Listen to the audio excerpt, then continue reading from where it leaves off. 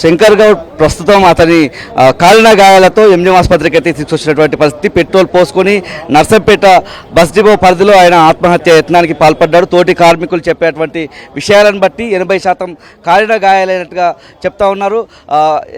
వెంటనే ఏదైతే అతను పెట్రోల్ పోసుకొని తగులో పెట్టుకున్నటువంటి సందర్భంలో వెంటనే నర్సంపేట మెడికల్ కాలేజీ తరలించారు. అక్కడ ప్రథమ చికిత్స అనంతరం వెంటనే ఎంజిఎం ఆసుపత్రికి తీసుకొచ్చినటువంటి పరిస్థితి. కాసేపటి క్రితమే ఎంజిఎం ఆసుపత్రికి కోలా శంకర్ గౌడ్ను తీసుకొచ్చినటువంటి పరిస్థితి మనకు కనిపిస్తూ ఉంది. 80% కాలిన గాయాలైనట్లుగా చెప్తా ఉన్నటువంటి పరిస్థితి. తోటి కార్మికులు ఒకటే అంశం చెప్తా ఉన్నారు. 45 రోజుల క్రితం సమ్మె నోటీసు ఇచ్చినటువంటి సందర్భంలో రాష్ట్ర ప్రభుత్వం పట్టించుకోలేదు, పూర్తి స్థాయిలో మా డిమాండ్లను పట్టించుకోలేదు అన్నటువంటి అంశాన్ని చెప్తా ఉన్నారు.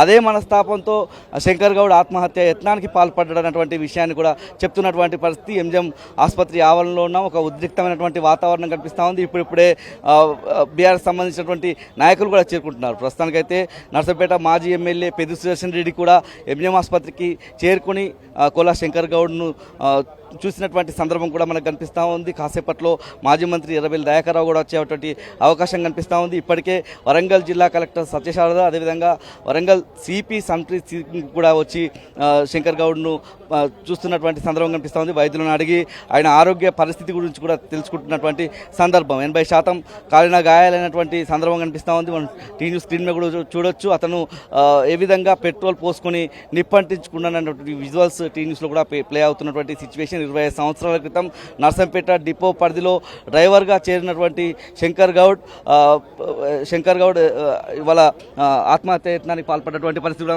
కనిపిస్తుంది. మనతో పాటు ఉన్నారు. ఈ ఆత్మహత్య యత్నాన్ని ఏ విధంగా చూడాల్సిన అవసరం ఉంది? పూర్తి స్థాయిలో నర్సంపేటలో బగ్గుమంటున్నటువంటి వాతావరణం శంకర్ గౌడ్ ఆత్మహత్య యత్నాన్ని ఎట్లా వస్తుంది? కోలా శంకర్ గౌడ్ గారు సీనియర్ డ్రైవరు, నర్సంపేట పట్టణ వాస్తవులు, చాలా సౌమ్యులు. వారికి ప్రజల సంబంధాలు ఎక్కువ ఉంటాయి. యూనియన్కు అనేకసార్లు నాయకత్వం వహించినటువంటి అనుభవజ్ఞుడు.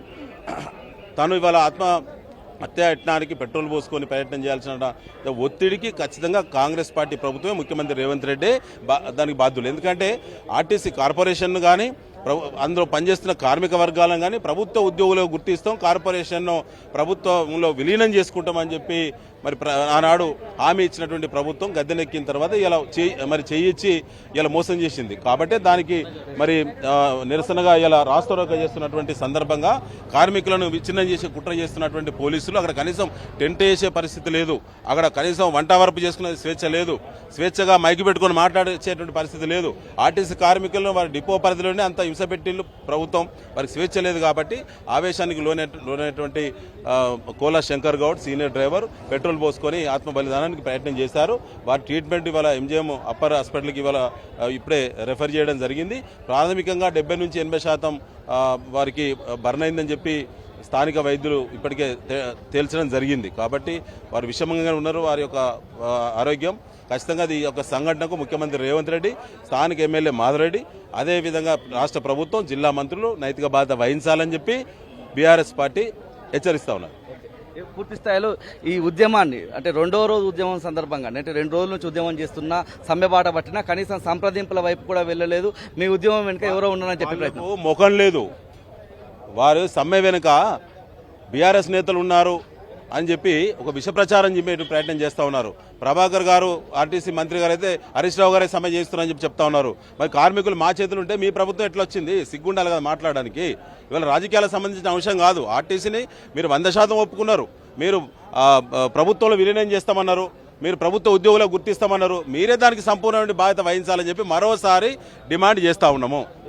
ఆర్టీసీ కార్మికుల సమ్మె ఒక ఉధృతమైనటువంటి దృశ్యాలకు వేదికైనటువంటి సందర్భం కూడా మనకు కనిపిస్తూ ఉంది. ఆత్మహత్య యత్నాల బారిన పడుతూ ఉన్నారు. మనతో పాటు దాసే వినయ్ భాస్కర్ కూడా వచ్చినటువంటి పరిస్థితి. ఈ ఆత్మహత్య యత్నాన్ని ఎట్లా చూడాల్సిన సందర్భము, ఆర్టీసీ కార్మికుల మీద ఇలాంటి ఉక్కుపాదం మోపడానికి ఎట్లా వస్తుంది? వాస్తవంగా ఇది చాలా బాధాకరం. నిన్ననే మిత్రులు అందరికి కూడా చెప్పడం జరిగింది ధైర్యంతో ఈ సమస్య ఎదుర్కోవాలని. కానీ దురదృష్టవశాత్తు సోదరుడు ఈ తీరుగా చేసుకోవటం చాలా బాధాకరం. ఏదైనా ఆత్మహత్యలు కాదు, పోరాటమే ముద్దు. ఖచ్చితంగా మీరు ఆత్మస్థైర్యం చెడవకుండా మరి ధైర్యంగా ఉండాలి. ఖచ్చితంగా మీ పక్షాన కేవలం 40,000 మరి ఆర్టీసీ కార్మికులు కాదు, వేల సంఖ్యలో మీకున్నారు. 60 లక్షల గులాబీ సైన్యం కూడా మీకు అండగా ఉంటుందని చెప్పి ఆర్టీసీ కార్మికులకు సోదరులకు విజ్ఞప్తి చేస్తుంది. మొత్తంగా చూసినట్టయితే ఒక్కొక్కరుగా బీఆర్ఎస్ సంబంధించినటువంటి మాజీ ఎమ్మెల్యేలు నాయకులంతా చేరుకునేటువంటి పరిస్థితి మనకు కనిపిస్తామని మనతో పాటు ధర్మారెడ్డి గారితో కూడా మాట్లాడించే ప్రయత్నం. ఈ ఆత్మహత్యల వైపు మళ్ళీ తెలంగాణ మలుతుంది అనుకోవాలా? ఈ ఆర్టీసీకి సంబంధించినటువంటి సమ్మె విషయంలో రాష్ట్ర ప్రభుత్వం కనీసం పట్టించుకోవడం లేని సందర్భాన్ని ఎట్లా చూస్తున్నారు? ఇవాళ ఈ శంకర్ గౌడ్ ఆత్మహత్య యత్నాన్ని ఈరోజు వాస్తవం చూస్తుంటే కాంగ్రెస్ ప్రభుత్వం, రేవంత్ రెడ్డి గారి ప్రభుత్వం చూస్తూ ఉంటే ఒక దుర్మార్గమైనటువంటి పరిపాలన సాగుతుంది. అసలు ఇది ఆత్మహత్యలు చేసుకున్నా పట్టించుకోడు, ఆయన ఇండ్లు గులగొట్టినా పట్టించుకోడు, ఏది కూడా పట్టించుకొని మాట్లాడే పరిస్థితులు ఇలా రేవంత్ రెడ్డి గారు లేరు. ఇది నిజంగా ఇది ప్రభుత్వానికి ఒక ప్రతిష్టాత్మకంగా తీసుకోవాల్సిన అవసరం ఉంది. ఈరోజు ఆత్మహత్య అంటే వాళ్ళ గోస ఏంది, వాళ్ళ పరిస్థితి ఏంది, వాళ్ళ జీవనోపాధి ఏంది, ఏ రోజు ఉండే ఒకసారి కనీసము ఎర్ర టెండలో నిలబడితే ఇవాళ టెంట్ వేయలేని పరిస్థితి ఉన్నది పోలీస్ వ్యవస్థ. వాళ్ళు ఎర్ర టెండలో నిరసన తెలుపుతా అంటే కూర్చొని ఇవ్వట్లేదు, టెంట్ వేసుకొని ఇవ్వట్లేదు. టెంట్ ఇవాళ నాకు తెలిసి అంటున్నా ఆయన ఎర్ర టెండలో ఉండే అదైపోయి కూడా దాని ఆత్మహత్యకు దారి తీసిందని చెప్పి నేను అనుకుంటా ఉన్నా. ఇక్కడికి అదైతే యంత్రాంగం ఇక్కడికి వచ్చేటువంటి నాయకులు మిమ్మల్ని అడ్డుకునేటువంటి ప్రయత్నం చేస్తారు. పెద్ద ఎత్తున పోలీసుల మోహరింపు, సిపి రావడం, వరంగల్ కలెక్టర్ రావడం, ఇలాంటి అంశాలు ముందుగా సమ్మె విరమింపజేసే విధంగా వాళ్ళతో ఎట్లాంటి చర్చ జరపలేదు, వాళ్ళ డిమాండ్లను పరిష్కరించే విధంగా ముందుకు వెళ్ళలేదు. ఈ విధంగా ఆంక్షలు పెట్టే విషయాన్ని కూడా ఎట్లా? నేను సిపి గారితో మాట్లాడితే పోలీసు వాళ్ళు అక్కడ ఉన్నారు కదా, టెంట్ వేసుకోరు అని చెప్పడం జరుగుతుంది. ఇలా టెంట్ వేసుకునే పరిస్థితి కూడా లేదంటే ఆలోచించాల్సిన అవసరం ఉన్నది. నిజంగా వాళ్ళ కోరికలు మరి సాధారణమైన కోరికలు. కేసీఆర్ గారు ప్రభుత్వం ఉన్నప్పుడే మరి ఆ రోజు 90% కార్యక్రమం జరిగిపోయింది, ప్రక్రియ జరిగింది. ఓన్లీ వాళ్ళు ఇవాళ ఆర్డర్ ఇస్తే సరిపోతుంది.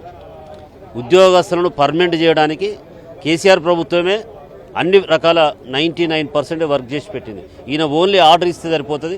ఆర్డర్ ఇస్తే చాలామంది జీవితాలు ఇలా ప్రభుత్వంలో కలిసిపోతే, మెర్జ్ అయిపోతే వాళ్ళ జీవనోపాధి మెరుగవుతుంది, వాళ్ళ పిల్లల బతుకు కూడా మెరుగవుతుంది.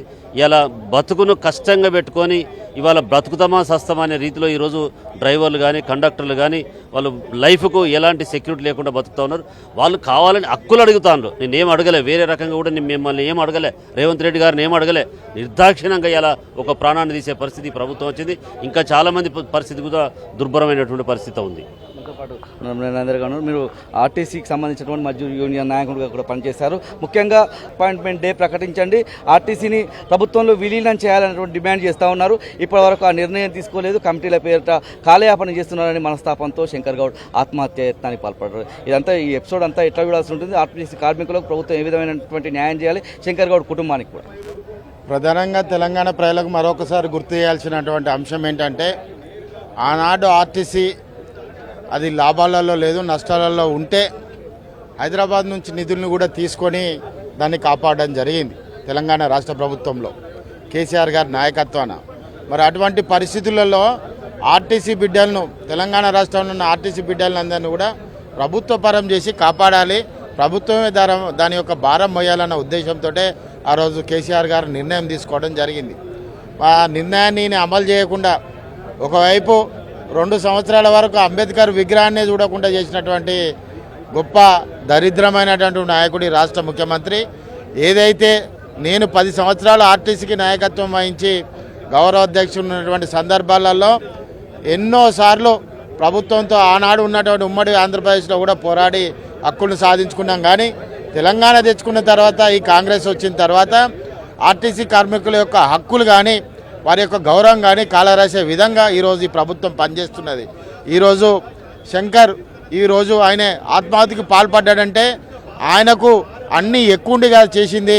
తోటి కార్మికులు ఇబ్బంది పడుతున్నారు, భార్యాపిల్లలు ఇబ్బంది పడుతున్నారు, నష్టపోతున్నాము. అసలే ఇదంతా కూడా నష్టాల్లో ఉంది అంటే ప్రభుత్వము ఫ్రీ బస్ అన్నది ఒకటి పెట్టి ఆడవాళ్లకు అది కూడా ఉపయోగం లేకుండా అన్ని దళిద్రమైనటువంటి ఆలోచనలు చేసి ఈరోజు ఆర్టీసీ కార్మికులను రోడ్డు పాలు చేసినటువంటి చరిత్ర ఈరోజు కాంగ్రెస్ ప్రభుత్వంది. కాబట్టి మేము ఒకటే డిమాండ్ చేస్తున్నాము, ఆనాడు కేసీఆర్ గారు ఆర్టీసీ కార్మికుల కోసం నిత్యం వారి యొక్క మేలు కోరి తెలంగాణ ఉద్యమంలో వారు కూడా భాగస్వామ్యమై తెలంగాణ రాష్ట్రాన్ని సాధించుకుంటూ వారు కూడా భాగస్థులుగా. కాబట్టి ఆ రోజు వారిని నిలబెట్టుకోవాలా, కుటుంబాలను కాపాడుకోవాలని తీసుకున్న నిర్ణయం ఏదైతే ఉందో దాన్ని ఇంప్లిమెంటేషన్ చేయాలి. అదే ఫీట్మెంట్ కూడా ఇప్పటి వరకు ఆ రోజు కేసీఆర్ గారు ఇచ్చింది తప్ప ఇప్పటివరకు ఈ ప్రభుత్వం వచ్చినాక వారికి ఎటువంటిది కూడా ఇవ్వలేదు. కాబట్టి వారిని కాపాడుకోవడానికి బీఆర్ఎస్ ప్రభుత్వం, మా రాష్ట్ర నాయకత్వం కానీ మేము కానీ అందరం కూడా ఖచ్చితంగా దాన్ని కొనసాగిస్తూ హక్కులు సాధించుకునే వరకు కూడా మా పోరాటం ఆగదు. మా నాయకత్వం యొక్క ఆలోచనతోటి ముందుకు పోతాము. ఖచ్చితంగా మరో ఉద్యమం తొలి ఉద్యమం మలి ఉద్యమమే కాకుండా ఇది కార్మిక పక్షాన ఈరోజు మేము ప్రధానంగా బాధ్యత తీసుకొని ముందుకు పోతామని కూడా మేము చెప్తున్నాం. ఖచ్చితంగా ఈరోజు శంకర్ గౌడ్కి ఏమైనా అన్యాయం జరగాలి, ఖచ్చితంగా మీ సంగతే చెప్తామని కూడా ఈ సందర్భంగా చెప్పడం జరుగుతున్నది. ఈ మొత్తంగా చూసినట్టయితే ఎంజిఎం ఆసుపత్రి దగ్గర ఒక ఉద్రిక్తమైనటువంటి వాతావరణం అయితే కనిపిస్తోంది. వరంగల్ కలెక్టర్ సత్యశారద, అదేవిధంగా వరంగల్ సిపి సంప్రీత్ సింగ్ ఇక్కడికి వచ్చి ఏదైతే శంకర్ గౌడ్కు సంబంధించినటువంటి ఆరోగ్య పరిస్థితి తెలుసుకుంటున్నటువంటి పరిస్థితి. నర్సంపేటలో ఉండేటువంటి తోటి కార్మికులు ఎవరైతే కోలా శంకర్ గౌడ్తో పాటు పనిచేసేటువంటి తోటి కార్మికులు చెప్పేటువంటి విషయాల ప్రకారం అయితే 80% కాలిన గాయాలైనటువంటి విషయాలను చెప్తా ఉన్నారు. హుటాహుటిన పెట్రోల్ పోసుకొని నిప్పంటించుకున్న శంకర్ గౌడ్ను వెంటనే స్థానికంగా ఉండేటువంటి నర్సంపేట ఆసుపత్రికి తీసుకువెళ్లారు. అక్కడ ఫస్ట్ ఎయిడ్ చేసిన తర్వాత వెంటనే ఎంజిఎం ఆసుపత్రికి తీసుకొచ్చినటువంటి పరిస్థితి కూడా మనకు కనిపిస్తూ ఉంది. ఒక ఉద్రిక్తమైనటువంటి వాతావరణం నర్సంపేట పట్టణంతో పాటు ఎంజిఎం ఆసుపత్రి పరిసరాల్లో కూడా కనిపిస్తున్నటువంటి తీరు మనం చూస్తూ ఉన్నాము. ఇక్కడ నుంచి కూడా హైదరాబాద్కు షిఫ్ట్ చేస్తారన్నటువంటి ఒక ఆలోచన కూడా కనిపిస్తూ ఉంది. అలాంటి చర్చలు కూడా లోపల జరుగుతున్నాయన్నటువంటి సమాచారం కూడా మనకు ఉంది. పెద్ద సంఖ్యలో బీఆర్ఎస్ సంబంధించినటువంటి నాయకులు, మాజీ ఎమ్మెల్యేలు కూడా ఇక్కడికి వచ్చి కోలా శంకర్ గౌడ్ను చూసి వెళ్తున్నటువంటి పరిస్థితి కూడా మనం చూస్తూ ఉన్నాం.